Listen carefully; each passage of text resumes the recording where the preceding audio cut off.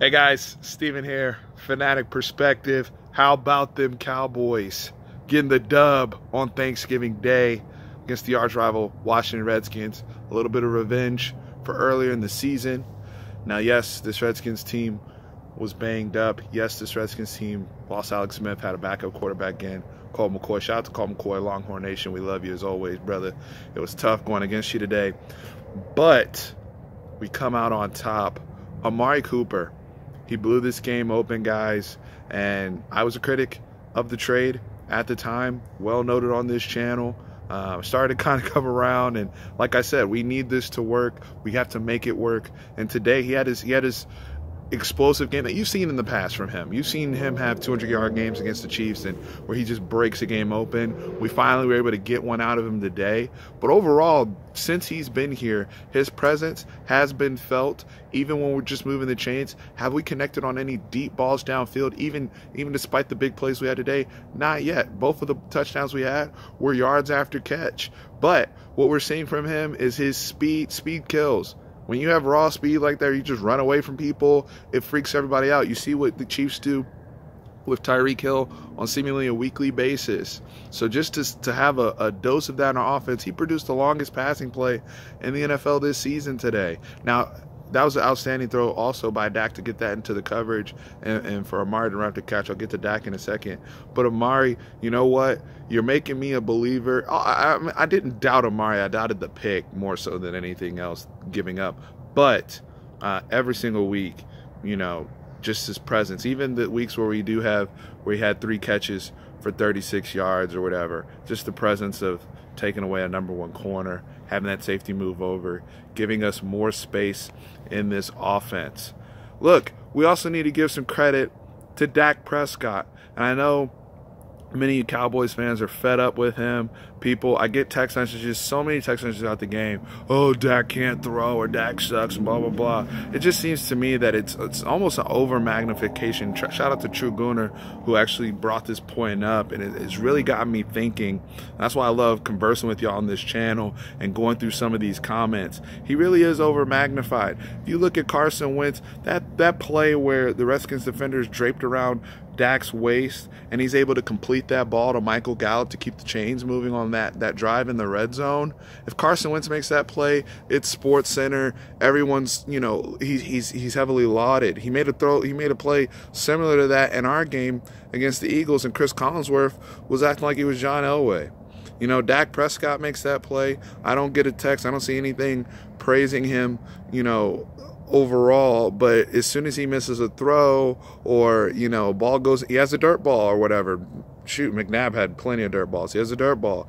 Oh, that, you know, we got to get rid of him. So it's just the over magnification of a 25-year-old young quarterback who is still developing, and he misses throws, he misses plays. Look at Tom Brady the other week, and I'm not comparing it. I'm not saying Dak Prescott is on the level of a Tom Brady, but go look at Tom Brady's tape against the Tennessee Titans. He missed about 10 or 12 throws in that game where it's like, who the hell are you throwing to, or just poorly thrown balls.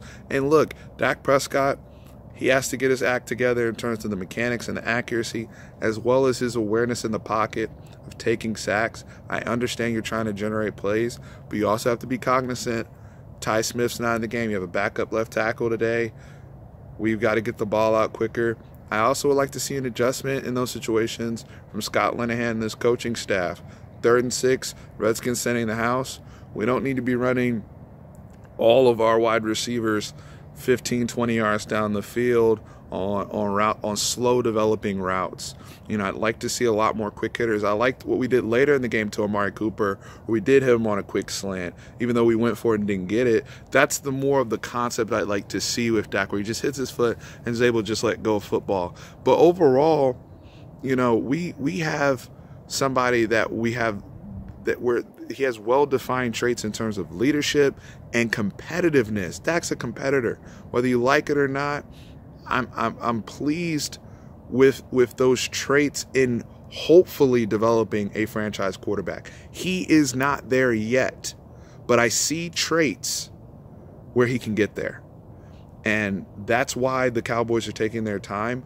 And I agree with them. I'm not saying you have to extend the guy to a max deal or whatever this offseason. But there are traits there that you can work with, and I think, whether it's this coaching staff or another coaching staff, there's certain things that can be unlocked to really maximize his potential, because he's got a great weapon in the backfield in Ezekiel Elliott, who is being used better. I love how we're using him in the pass game. That game plan has continued to work.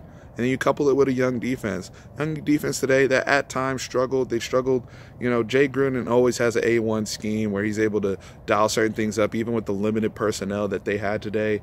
It seems like Colt McCoy just has a better rapport with Jordan Reed and Vernon Davis. Vernon Davis killed us today. But overall, I love the adjustments, some of the adjustments we made. Christian Sharp putting Byron Jones, lining him head up on Jordan Reed, especially when they went into that bunch formation, taking that stuff away.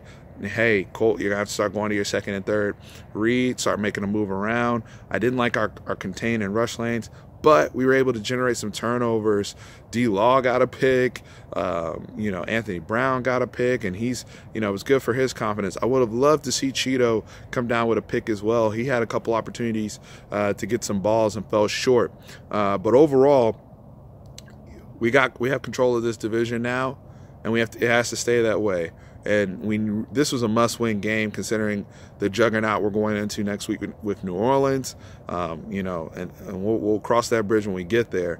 But right now, I am thankful for this football team and what we have going on, and I am thankful for a developing quarterback. Even though many of you are ready to move on already, I understand that. But overall, I'm pleased with. I'm happy that I'm turning out to be wrong about Amari Cooper. I'm thankful for that as well.